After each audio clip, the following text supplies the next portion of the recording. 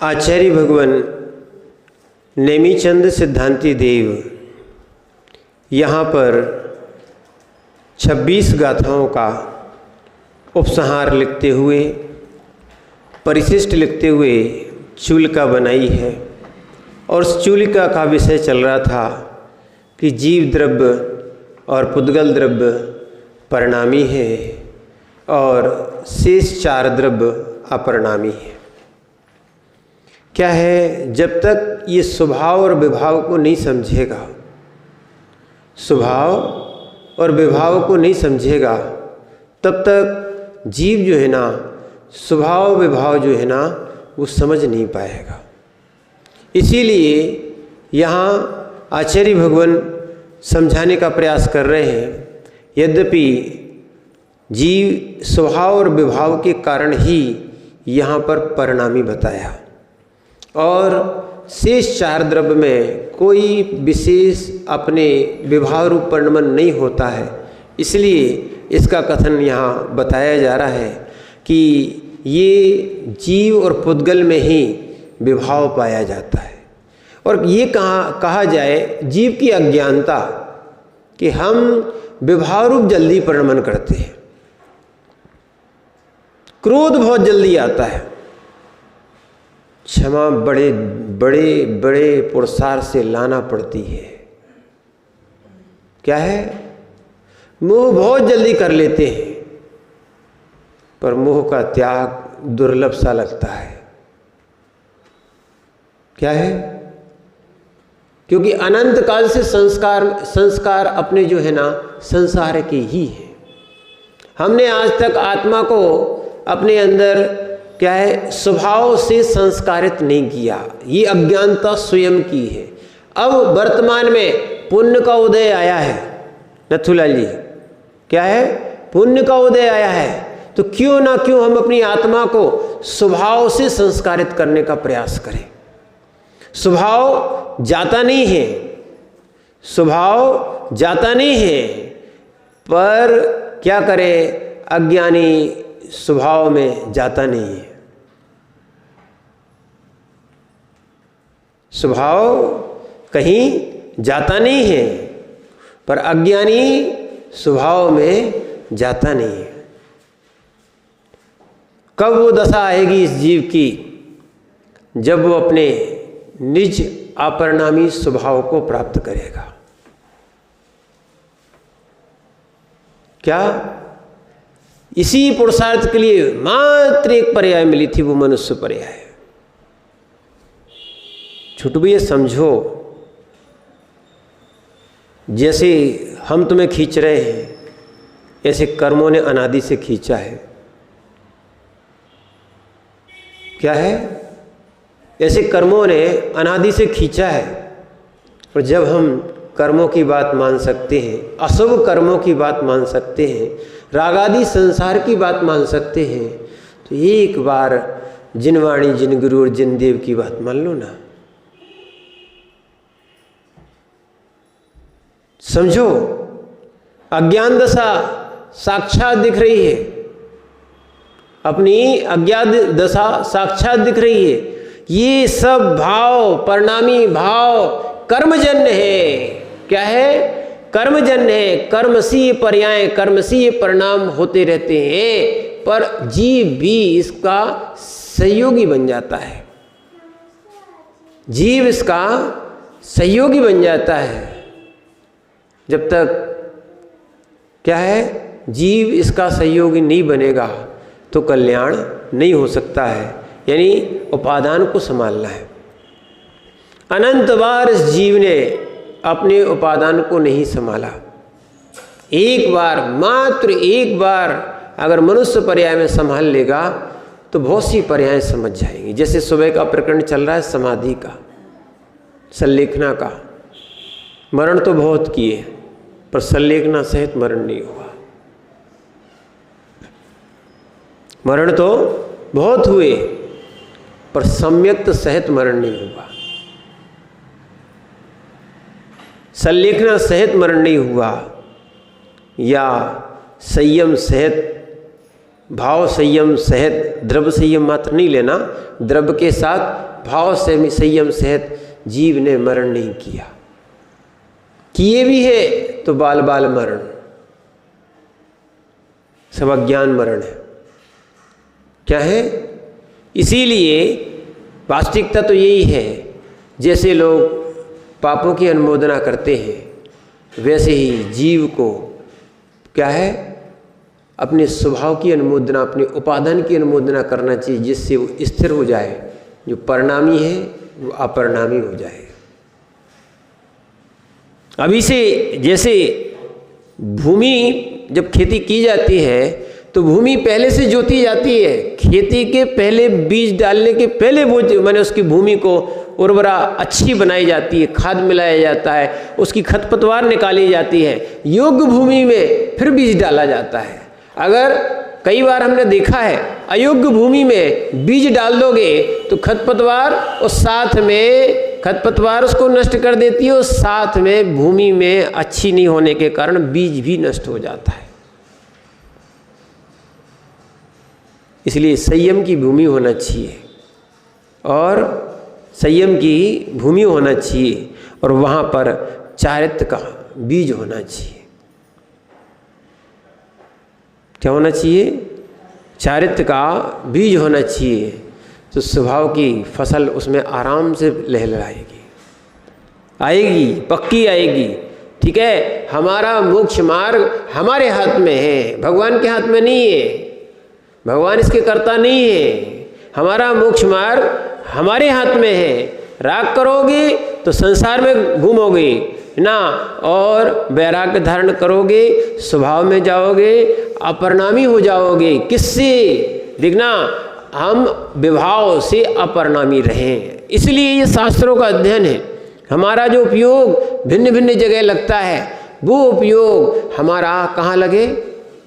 जिनवाणी में लगे, जिनवाणी के माध्यम से। ये भी एक माध्यम है, साधन है, ये भी साधन नहीं है, ये भी जिनवाणी भी साधन है। साध तो निज का स्वयं का स्वभाव उपादान है, उसको संभालने के लिए हम जिनवाणी को पढ़ते हैं, क्योंकि बिना आधार के हमारी इस माने आत्मा या स्वभाव जो है ना उसमें स्थिर नहीं होगी। पहले अभ्यास दशा में साधक को या कोई श्रावक को पहले पंच परमेष्टि का ध्यान आराधना करना चाहिए। ठीक है, फिर भी ध्यान रखना, फिर भी ये भी परगत तत्व है। क्या है? कभी पढ़ना तत्व सार ग्रंथ, उसमें लगभग 10 या 11 नंबर के श्लोक में आया है, पंच परमेष्टि भी परगत तत्व है। सुगत तत्व मात्र निज आत्मा है। सुतत्व क्या है? निज आत्मा है। निज आत्मा के कल्याण का कभी तो विचार बनाओगे। कब तक अपने पर्याय दूसरों के लिए देते रहोगे? क्या है? कब तक ये पर्याय हम परिवार के लिए या अन्य के लिए देते रहेंगे? स्वार्थ तो निज का ही होता है। अपन कह जरूर देते हैं, हम इनके कारण रुके हैं, इनके कारण रुके हैं, राग स्वयं का ही रहता है। क्या है? अगर राग नहीं रहता तो जीव रुकता कैसे? कोई नहीं रोकता है, न माता रोकती, न पिता रोकते, न पति रोकता है, न बच्चे रोकते हैं, कोई नहीं रोकता है। निज का राग ही रोकता है, निज की परिणति ही रोकती है। अन्यथा अगर जीव अपने आप को परिणामी ना बनाए, क्या बोल रहे? अपने आप को परिणामी ना बनाए, अपरिणामी बनाए, तो ध्यान रखना कोई भी जीव को कुछ नहीं कर सकता। कोई वीतरागी को रागी बना के बताए, वो अपरिणामी, विभाव में अपरिणामी, स्वभाव में परिणामी, स्वभाव में परिणामी। देखो सुबह भी बात चल रही है, इसलिए अच्छा है, दोनों समय समझ में आना चाहिए। वो थोड़ी थोड़ी सामान्य क्लास होती है, ये एक गहरी और आध्यात्मिक क्लास होती है। अपरिणामी बनना है तो स्नेहम वैरम संगम छोड़ना ही पड़ेगा। जब समाधि के लिए छोड़ना पड़ेगा तो यहाँ देखो कि तो स्वभाव में जाने के लिए क्या क्या नहीं करना पड़ता है।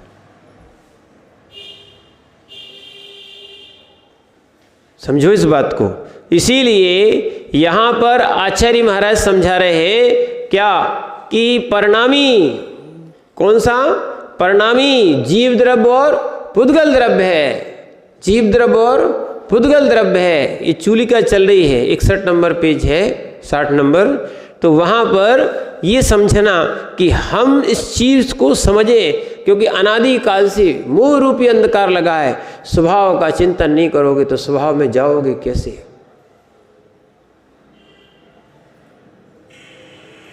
स्वभाव का चिंतन नहीं करोगे, स्वभाव के संस्कार नहीं डालोगे, ठीक है ना।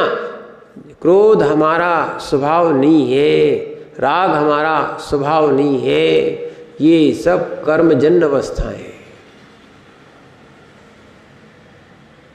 क्या है? कर्मजन्य अवस्थाएं हैं। कर्म हमने ही बांधे हैं और कर्म पौद्गलिक है। हम ही पुद्गलों से प्रभावित होकर क्या है? वर्णत हुए, परिणामी बने। अगर हम किसी को भी देखकर, और सबसे बड़ी बात है हम प्रभावित ही क्यों होते हैं? जो अज्ञानी है वो प्रभावित होता है, ये कहा जाए। क्यों होता है? पुद्गल तुमसे देख के प्रभावित होता है क्या? पुद्गल जीव को देख के प्रभावित होता है क्या? नहीं होता है।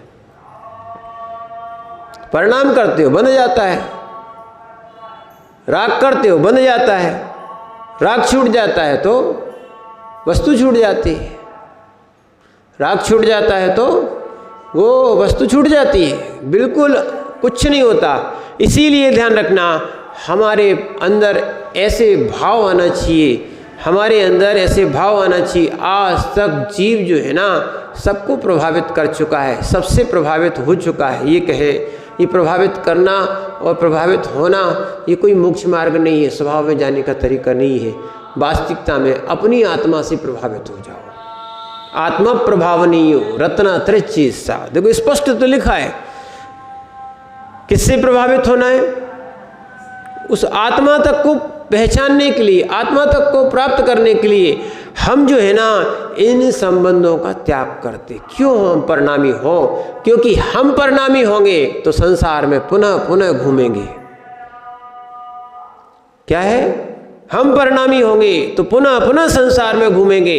अरे भैया, राग देश छोड़ने के लिए ये ही थोड़ी सी संयम की, श्रावक की पर्याय मिली है, कहीं मुनि दशा की पर्याय मिली है। अगर यही नहीं छोड़ पाए तो फिर तो हमें नहीं लगता है कि आप कहीं छोड़ सको। चाहे देवों में देख लो, नरकों में तो फिर अलग ही, माने वहाँ पर भिन्न ही दशा है। क्या है? वहाँ भिन्न ही दशा है। कभी बड़े दुर्लभता से जीव सम्यक तो वहाँ प्राप्त कर पाता है। ये है चारों गतियों में सम्यक तो हो सकता है। क्या हो सकता है? चारों गतियों में हो सकता है। ऐसा नहीं कि कम हो। अरे नरकों में, पहले नरक में असंख्यात छायक सम्यक दृष्टि है। पढ़ो तो थोड़ी आंखों पढ़ो। क्या है? ऐसे ऐसे परम पुरुषार्थी की बात बता रहे जिनने नरक आयु का बंद कर लिया है और फिर उसके बाद क्या है?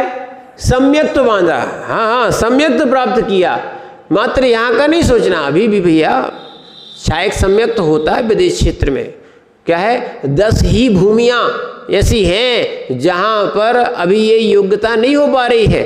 बाकी जो कितनी 160 भूमियाँ हैं वहाँ भी आर्यखंड है, वहाँ भी लोग जो है ना विदेश क्षेत्र आदि में किसी न किसी योग नियोग से छायक सम्यक भी प्राप्त करते हैं। केवली और श्रुत केवली के पादमूल में वो भी आज जा रहे हैं, आ रहे भी हो, जा भी रहे हैं। क्यों? प्रत्येक 6 महीने में 608 जीव मोक्ष जाने ही जाना है, उतने निगोद से निकलते। हाँ हाँ, आपके यहाँ तो 4 महीने में एक दीक्षा हुई है। क्या है? 608 जीव जो है वो मोक्ष जाने ही जाना है। समझो आप बात को। कितने? अब सोच लो, हमारे यहाँ से भले नहीं हो रहे, भरत ऐरावत से नहीं हो रहा है, पर आज भी विदेश क्षेत्र से जीव मोक्ष जा रहे हैं। हम ये नहीं सोचे कि हम कहाँ पहुँच जाएं, विदेश क्षेत्र पहुँच जाएं। नहीं, हम सम्यक दृष्टि बन के जाएं। जब जाएं, यहाँ से जो भी डायरेक्ट जाएगा वो सम्यक दृष्टि बन के नहीं जाएगा। तो हम अपना सम्यक तो क्यों छोड़े? पहुँच पाए नहीं पहुँच पाए, उनकी भी यहाँ से जाने वालों की संख्या निश्चित है। 21,000 वर्ष में इतने इतने व्यक्ति बहुत कम आए हैं। वो कहाँ जाएंगे? विदेश क्षेत्र जाएंगे। वो भद्र मिथ्या दृष्टि होंगे। कैसे होंगे?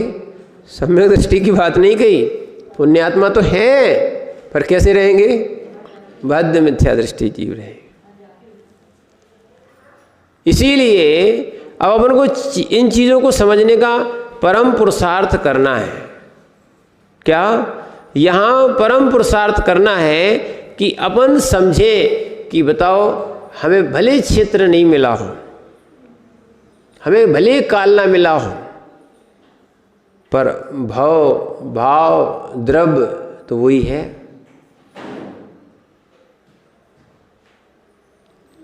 मोक्ष नहीं जा सकते, पर मोक्ष मार्ग बंद थोड़ी है। कौन कहता है कि मोक्ष मार्ग बंद है? क्या कौन कहता है कि मोक्ष मार्ग बंद है? नहीं है। आज भी जीव चाहे, है ना, आज भी पुरुषार्थ करने वाला चाहे निर्विकल्प हो सकता है, और दोनों काम है। सविकल्प में तो है ही है। संसार के विकल्प, अशुभ के विकल्प, कर्मजन्य विकल्प, इसमें क्या है? इसमें क्या है? निरंतर जीव फंसा हुआ है। स्वभाव पर उसका बिल्कुल ध्येय नहीं है, ध्यान नहीं है, ध्येय नहीं है। तो फिर ना ज्ञेय बनाएगा ना ज्ञान होगा। क्या? ना उनका ज्ञेय बनाएगा। जब सुनना ही नहीं चाहता, सुनेगा ही नहीं, तो सुनना फिर क्या होगा? जो हमारे अंदर भरा होगा वही तो मिलेगा। इसीलिए निरंतर वैराग्य को बढ़ाने के लिए, स्वभाव में जाने के लिए हमें स्वाध्याय सुनना चाहिए और करना चाहिए। नहीं तो अनंत पर्याय मिली है, ये भी पर्याय ऐसी चली जाएगी। तो इसीलिए यहाँ पर बता रहे थे कि जो जीव है शुद्ध निश्चय नय से निर्मल ज्ञान दर्शन स्वभाव का धारक जो चैतन्य, शुद्ध चैतन्य है, उसी को प्राण शब्द से कहा है। क्या बताया था? शुद्ध चैतन्य है वही प्राण है। शुद्ध चैतन्य है वही प्राण है। अशुद्ध चैतन्य व्यवहार से, जो 10 प्राणों से जीता है ना, उसको जीव कहा है। वो व्यवहार से कहा है। किससे कहा है? इसीलिए उस निश्चय से जो शुद्ध चैतन्य जीव है, उसको अशुद्ध क्यों बनाए? और बना लिया है इस राग द्वेष मोह और कर्म की दशाओं ने। ठीक है ना, ये कर्म की दशाएं जीव ने स्वयं बांधी हैं। हम तो यही कहते हैं, भगवान क्यों नहीं बनते? भगवान क्यों नहीं इन कर्म आदि से बंधते? क्या है? क्यों नहीं बंधते? अगर यही बांधती होती तो वो क्यों नहीं बंधते? सीधा सीधा यही है, जीव स्वयं रागादि परिणाम करके बांध लेता है। जैसे रागादि किए वैसे कर्म का आश्रय हो गया। क्या है? करने वाला कर्ता। देखो, इसीलिए जीव के यहाँ भी अधिकार दिए। कितने होते हैं जीव के अधिकार? 9 अधिकार है। कौन कौन सी?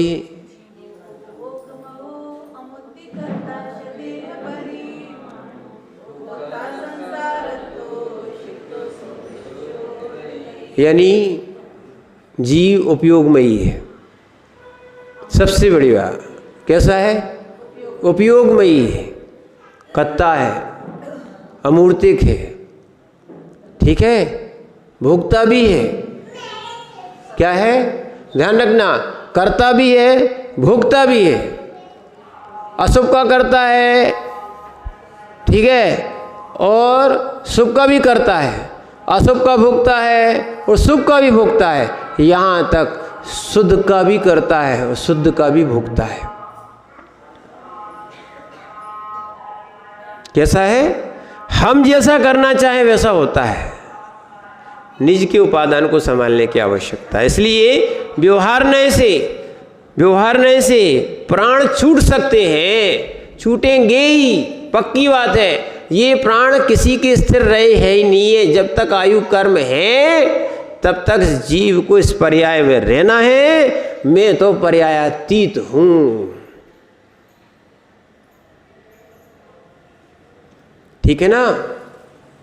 इसलिए चुल्लक जी, मैं वेद वेदक भाव से रहित हूं, निर्वेद हूं।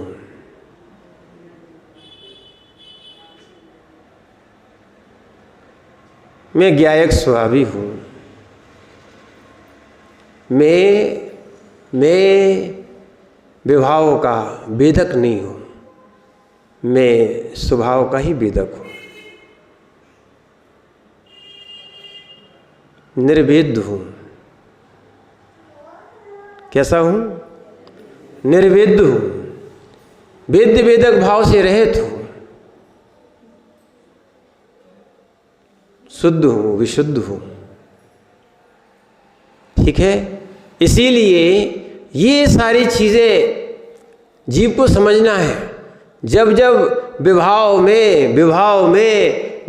में इस जीव का परिणामी बना जाए, तब चिंतन करना, मैं निर्वेद हूँ, अपरिणामी हूँ। निज के उपादान से, निज के पुरुषार्थ से मैं सारे वेद भाव से रहित हूँ। हाँ, व्यवहार में ध्यान रखना, एक और ध्यान रखना, व्यवहार क्रियाएं करना पड़ती हैं जीव को, सम्यक दृष्टि जीव को, ठीक है। कुछ जगह पर साधक जब साधना में लीन होता है, साधक जब अपने में लीन रहता है, इन वेद वेदक भावों से रहित होता है। जब भी ध्यान होगा निर्वेद से ही होगा।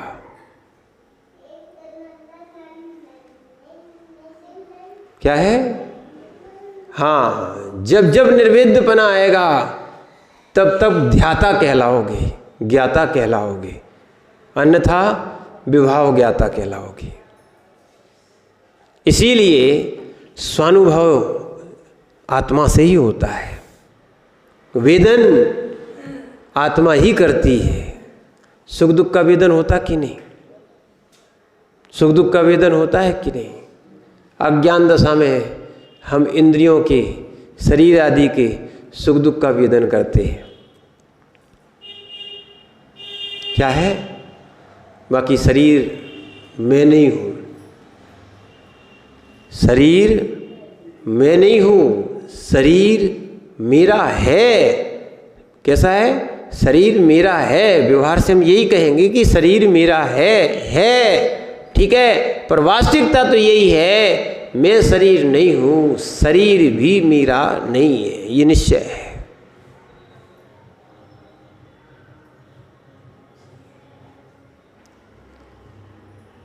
क्या है? मनुष्य पर्याय है कि मनुष्य जीव है। संघवी जी बताओ, मनुष्य पर्याय है कि मनुष्य जीव है? मनुष्य पर्याय है कि मनुष्य जीव? बताओ। पर्याय है तो मनुष्य को जीव कैसे मान लिया तुमने? नहीं, ध्यान रखना, मनुष्य जो है ना उसको जीव कैसे मान लिया? निश्चय से। जब तक ये भेद नहीं करोगे, जब तक भेद नहीं करोगे, अभेद दशा दिखेगी कहाँ, भिन्न दशा आत्मा दिखेगी कहाँ। मनुष्य पर्याय है, देव पर्याय है, क्या है, त्रिंच पर्याय है, नरक पर्याय है। नरक जीव नहीं है, नरक जीव नहीं है, नरक में जीव जाता है, इसलिए वो नारकी कहलाता है, वहाँ का शरीर मिलता है ना, सो कहलाता है। पर वास्तविकता में जीव तो जीव है, जीव के द्वारा ना द्रव्य में ही पर्याय होती हैं, ये हम मानते हैं। किसमें होती हैं? भिन्न नहीं है, ठीक है ना। और पर शरीर आदि इससे भिन्न है, कर्म आदि इससे भिन्न है। पर्याय में, जीव में पर्याय का उपचार या द्रव्य में पर्याय का उपचार, गुण में पर्याय का उपचार, गुण में द्रव्य का उपचार, पर्याय में पर्याय का उपचार, पर्याय में भी पर्याय का उपचार कर लिया जाता है। जो नाम की संज्ञा की बात बताई थी ना, कि पर्याय में पर्याय का उपचार है। जीव स्वरूप को नहीं समझ पा रहा है, अनादि काल से वास्तविकता में जो जो पुण्यात्मा होते हैं वो ही जीव इन अध्यात्म की बातों को सुन पाते हैं, और फिर कुछ लोग अंदर ले जा पाते हैं, कुछ लोग धारण करके उस स्वभाव की प्राप्ति का प्रयत्न करते हैं। वही सौभाग्यशाली इस मनुष्य पर्याय में जो इसमें लगे रहते हैं। और जो विभाव में लगा है, किस में लगा है? विभाव में लगा है, उसकी स्वभाव की दशा का भान ही नहीं होता। वो तो मनुष्य को ही सब कुछ मान लेता है, पर्याय को ही द्रव्य मान बैठा है। एकत्व बुद्धि बहिरात्मा क्या है? देह जीव को एक गिने छह डाला, देह जीव को एक गिने। ध्यान रखना, जितनी भी मिथ्या बातें, ये सारी बातें अगर समझना हो तो आप दूसरी ढाल पढ़ लो बस। दुख क्यों है, पहली ढाल पढ़ लो। पर क्या है, पढ़ तो लेते हैं, पढ़ा रहता है। क्या है? और जीव संसार में पड़ा रहता है, उसको पढ़ भर लेता है, चिंतन नहीं करता। क्या नहीं करता? अगर चिंतन कर ले इन चीज़ों का तो छूटने का प्रयत्न भी हो सकता है। देखो, जब कोई सोचता है कि हमें कोई रास्ता चाहिए, तो सारे रास्ते हैं, मोक्ष का भी रास्ता है और संसार का रास्ता तो खुला ही खुला है। जैसे कोई बच्चा बोलता है पास नहीं होंगे तो फेल तो होना ही होना है। क्या है? पास नहीं होना है तो फेल तो है, होना ही होना है। यानी ऐसे ही अगर परम पुरुषार्थ किया जाए, सबसे भिन्न होकर किया जाए, बात तो ये है, जीव एक दशा में माने उपयोग एक ही रहता है, पर वो कई जगह अपने अपने उपयोग लगा लेता है, तो उसके कार्य की सिद्धि नहीं होती। इसलिए कार्य की सिद्धि के लिए एक ही उपयोग होना चाहिए, चाहे वो शुभ कार्य की हो, चाहे अशुभ कार्य की हो, चाहे वो शुद्ध के कार्य की हो। सारे जगह उपयोग लगने से स्थिरता नहीं बनती, स्थिरता नहीं बनती। हर कार्य में उपयोग लगाते हो आप। देखो, जैसे सुई में धागा डालते ना, उपयोग लगाते कि नहीं? थोड़ा दूसरी जगह उपयोग लगा के देखना, नहीं डाल सकते ना। अच्छा, एक काम करना, एक ही सुई धागे की बात नहीं कर रहे हैं। कभी कोई बाड़ी है ना, बाड़ी जब काम करता है, यहाँ वहाँ देखता रहे और अपना काम करे तो ठीक। अच्छा, दूसरी बात छोड़ो, ये तो सब पुरुषों की बात हो गई, महिलाओं के पास आ जाए कि अगर जब आप रोटी बनाते हो, अगर थोड़ा सा रोटी बनाते समय उपयोग भटक गया तो फिर क्या होगा? पक्की बात है। ऐसे ही जहाँ उपयोग से हम थोड़े अलग हुए तो हमारा मोक्ष मार्ग भी जल जाता है।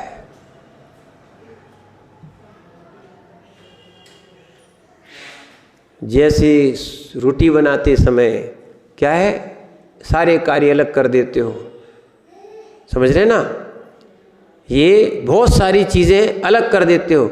ऐसे ही अब समझना कि अभी तक जो हमने पूजाएं की हैं न, मत लगाओ वहाँ उपयोग, जिनका लग रहा है लगने दो, क्योंकि उनकी अभी बाल्यावस्था है। समझो क्या है, उपयोग लगा लोगे वो भी नहीं दिखेगा, सामने कुछ भी होता रहे। क्या घर में होता नहीं है क्या? होता नहीं है क्या? होता है कि नहीं होता है? पर उपयोग जाता है क्या? नहीं जाता है। देखो उपयोग जाता है क्या? उपयोग तो इस जीव के पास है ही, पर उपयोग असौम्य लगा है, सुपरिणामी। ना लगे अपरिणामी। शब्द छोटा नहीं है, पर हमने समझा नहीं। अब हम आपसे पूछते हैं, अब पूजा में उपयोग नहीं लगता है तो फिर उस पूजा का फल मिलेगा क्या? देखो अभी बात कर रहे भी, अब बताओ। अब ऐसे उपयोग भटके रहेंगे जो लोग, समझना, भटकाएंगे वो लोग। क्या सुई में धागा डाल पाओगे? बातें करते करते डाल सकते हो, तो फिर आप जिनवाणी के सूत्र कैसे डाल पाओगे?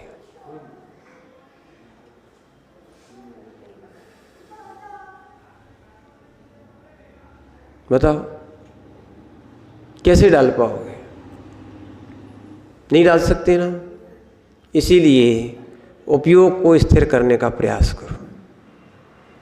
जब हम भोगों में कर सकते हैं, क्या है, जब हम भोगों में कर सकते हैं, 5 इंद्रिय में कर सकते हैं, संसार में कर सकते हैं, तो संसार से रहित अवस्था चाहते तो उसमें क्यों नहीं कर सकते? कर सकते हैं, सब कर सकते। कर्ता जीव स्वयं है। कर्ता जीव कैसा है? स्वयं है, और भोक्ता भी स्वयं है। इसीलिए पूर्व की पर्याय का, पूर्व की कर्म का भोक्ता जब बनो तो रो मत।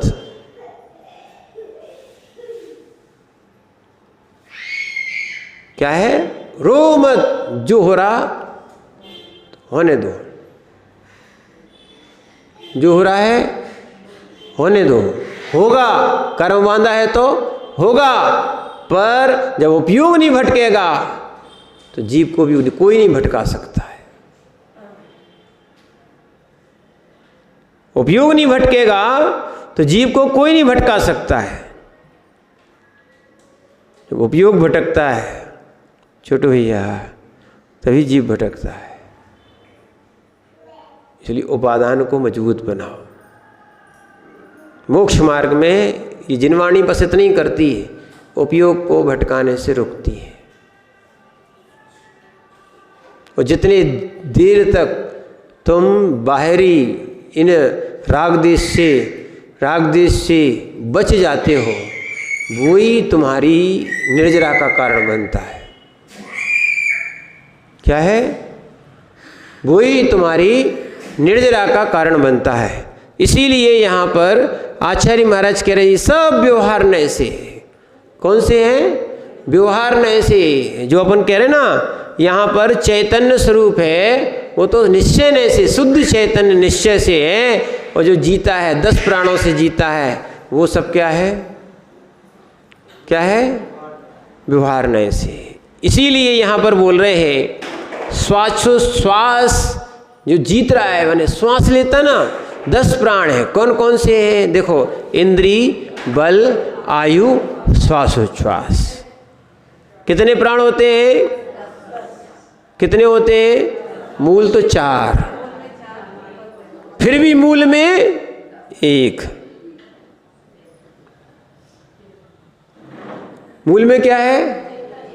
चेतन प्राण। ये कभी पढ़ा? कभी?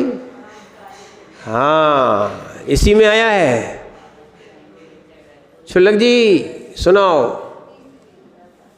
तिक्काले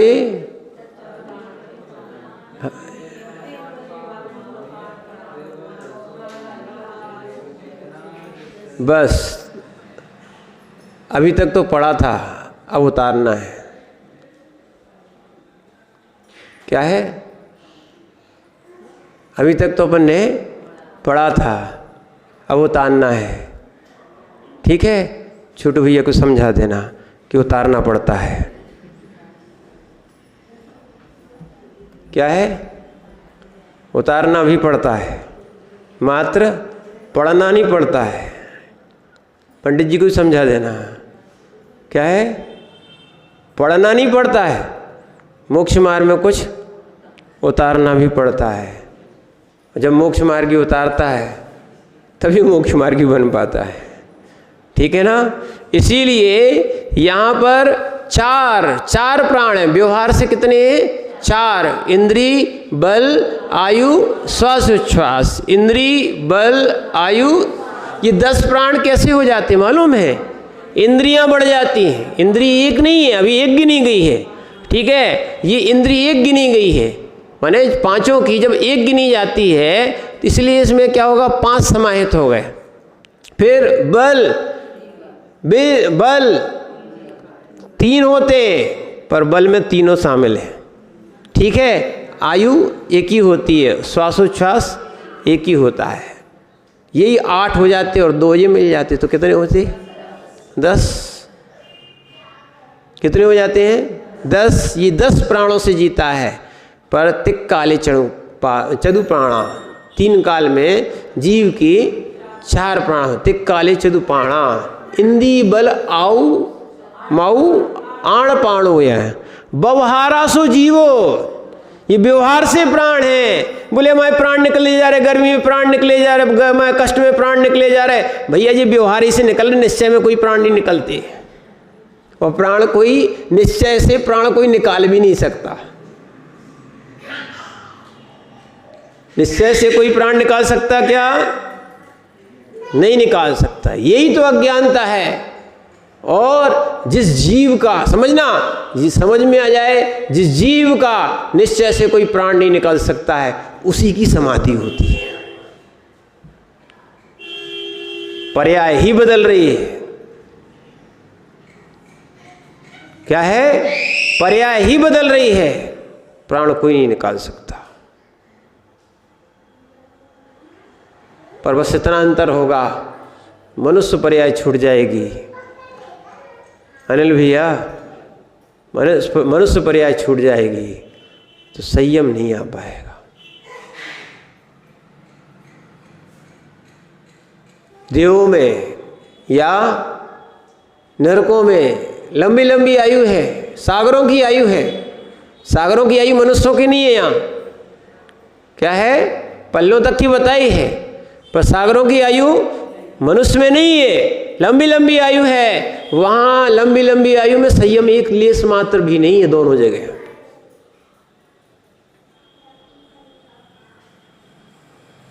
यहां पुण्य करोगे, अच्छे समझ लो, इनको आंखें बंद होकर पाप कर रहे हो, यहां पुण्य करोगे तो स्वर्ग मिलेगा, और पाप करोगे तो नरक मिलेगा। और पुण्य पाप से रहित होने का पुरुषार्थ करोगे, अभी नहीं मिलेगा तो मोक्ष भी मिलेगा। इसीलिए जीव परिणामी भी है, अपरिणामी भी है। ठीक है ना? ये व्यवहार से अपन श्वास पड़े माने श्वासोच्छ्वास होते हैं, उसी से जीता है, जीवेगा। पूर्व में जीता था वही जीव है। वो सब क्या है? अपन ने जीव के बारे में पढ़ा, अब इसका चिंतन करना।